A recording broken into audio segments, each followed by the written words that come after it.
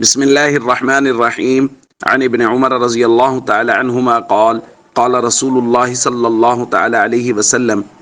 کن فی الدنیا کأنک غریب او عابر سبیل، رواہ الترمذی۔ نبی کریم صلی اللہ علیہ وسلم نے ارشاد فرمایا، تم دنیا میں ایسے رہو گویا تم ایک مسافر ہو یا ایک راہگیر ہو۔ دوستو، دنیا کی بے ثباتی اور دنیا سے بے رغبتی کو نبی کریم صلی اللہ علیہ وسلم نے ایک مثال سے سمجھایا ہے کہ اس بات کو اچھی طرح سمجھ لو کہ یہ دنیا تمہاری منزل نہیں ہے، یہاں تم نے ہمیشہ نہیں رہنا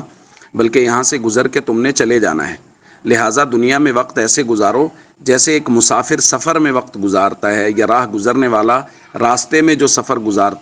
وقت گزارتا ہے، ویسے تم وقت گزارو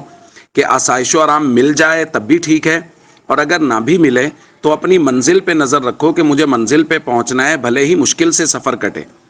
آپ نے اور میں نے بہت دفعہ دیکھا، بہت سارے عیدین یا دیگر مواقع پہ جب بسوں میں اور دیگر جگہوں پہ رش ہوتا ہے تو ہم نے دیکھا کہ لوگ بسوں کی چھتوں پر بیٹھ کے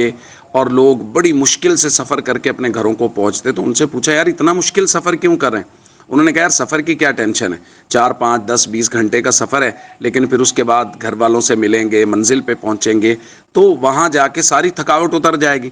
بالکل ایسے ہی دنیا ایک راہ گزر ہے، یہاں کی پریشانیاں، دکھ، تکلیفیں وہ ساری کی ساری یہیں رہ جائیں گی، اور آخرت میں جب جنت کو دیکھیں گے تو ساری دنیا کے دکھ، تکلیفیں، پریشانیاں سب بھول جائیں گے۔ اس لیے دنیا میں جو پریشانیاں، نیکی حاصل کرنے کے لیے بھی جو آئیں، صبح بستر چھوڑنا پڑ رہا ہے، نیند چھوڑنی پڑ رہی ہے، نمازوں کے اوقات میں مسجد میں جانے کی، یہ ساری چیزیں برداشت کریں تاکہ منزل یعنی جنت آسان ہو جائے۔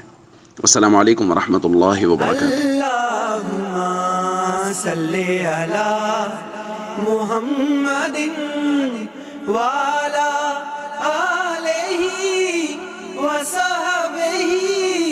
وسلم۔